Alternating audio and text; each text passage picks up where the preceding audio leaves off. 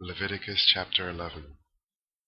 And the Lord spake unto Moses and to Aaron, saying unto them, Speak unto the children of Israel, saying, These are the beasts which ye shall eat among all the beasts that are on the earth. Whatsoever parteth the hoof, and is cloven-footed, and cheweth the cud among the beasts, that shall ye eat. Nevertheless, these shall ye not eat of them that chew the cud, or of them that divide the hoof, as the camel, because he cheweth the cud, but divideth not the hoof, he is unclean unto you. And the coney, because he cheweth the cud, but divideth not the hoof, he is unclean unto you. And the hare, because he cheweth the cud, but divideth not the hoof, he is unclean unto you. And the swine, though he divide the hoof and be cloven-footed, yet he cheweth not the cud, he is unclean to you. Of their flesh shall ye not eat, and their carcass shall ye not touch, they are unclean to you. These shall ye eat of all that are in the waters. Whatsoever hath fins and scales in the waters, in the seas, and in the rivers, them shall ye eat. And all that have not fins and scales in the seas, and in the rivers, of all that move in the waters, and of any living thing which is in the waters, they shall be an abomination unto you. They shall be even an abomination unto you. Ye shall not eat of their flesh, but ye shall have their carcasses in abomination. Whatsoever hath no fins nor scales in the waters, that shall be an abomination unto you. And these are they which ye shall have in abomination among the fowls. They shall not be eaten, they are an abomination: the eagle, and the ossifrage, and the osprey, and the vulture, and the kite after his kind, every raven after his kind, and the owl, and the nighthawk, and the cuckow, and the hawk after his kind, and the little owl, and the cormorant, and the great owl, and the swan, and the pelican, and the gyre-eagle, and the stork, the heron after her kind, and the lapwing, and the bat. All fowls that creep, going upon all four, shall be an abomination unto you. Yet these may ye eat of every flying creeping thing that goeth upon all four, which have legs above their feet, to leap withal upon the earth. Even these of them ye may eat, the locust after his kind, and the bald locust after his kind, and the beetle after his kind, and the grasshopper after his kind. But all other flying creeping things, which have 4 feet, shall be an abomination unto you. And for these ye shall be unclean. Whosoever toucheth the carcass of them shall be unclean until the even.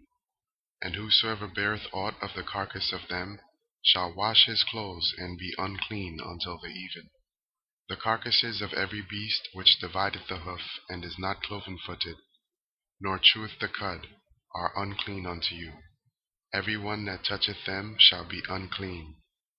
And whatsoever goeth upon his paws, among all manner of beasts that go on all four, those are unclean unto you. Whoso toucheth their carcass shall be unclean until the even. And he that beareth the carcass of them shall wash his clothes, and be unclean until the even. They are unclean unto you. These also shall be unclean unto you, among the creeping things that creep upon the earth, the weasel, and the mouse, and the tortoise after his kind, and the ferret, and the chameleon, and the lizard, and the snail, and the mole. These are unclean to you among all that creep. Whosoever doth touch them when they be dead shall be unclean until the even. And upon whatsoever any of them when they are dead doth fall, it shall be unclean, whether it be any vessel of wood, or raiment, or skin, or sack, whatsoever vessel it be, wherein any work is done, it must be put into water, and it shall be unclean until the even, so it shall be cleansed. And every earthen vessel, whereinto any of them falleth, whatsoever is in it shall be unclean, and ye shall break it. Of all meat which may be eaten, that on which such water cometh shall be unclean, and all drink that may be drunk in every such vessel shall be unclean. And everything whereupon any part of their carcass falleth shall be unclean. Whether it be oven, or ranges for pots, they shall be broken down, for they are unclean, and shall be unclean unto you. Nevertheless a fountain or pit, wherein there is plenty of water, shall be clean. But that which toucheth their carcass shall be unclean. And if any part of their carcass fall upon any sowing seed which is to be sown, it shall be clean. But if any water be put upon the seed, and any part of their carcass fall thereon, it shall be unclean unto you. And if any beast, of which ye may eat, die, he that toucheth the carcass thereof shall be unclean until the even. And he that eateth of the carcass of it shall wash his clothes, and be clean until the even. He also that beareth the carcass of it shall wash his clothes, and be unclean until the even. And every creeping thing that creepeth upon the earth shall be an abomination, it shall not be eaten.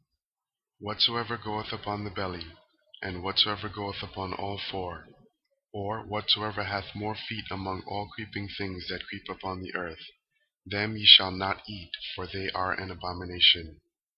You shall not make yourselves abominable with any creeping thing that creepeth, neither shall ye make yourselves unclean with them, that ye should be defiled thereby. For I am the Lord your God. Ye shall therefore sanctify yourselves, and ye shall be holy, for I am holy. Neither shall ye defile yourselves with any manner of creeping thing that creepeth upon the earth. For I am the Lord that bringeth you up out of the land of Egypt, to be your God.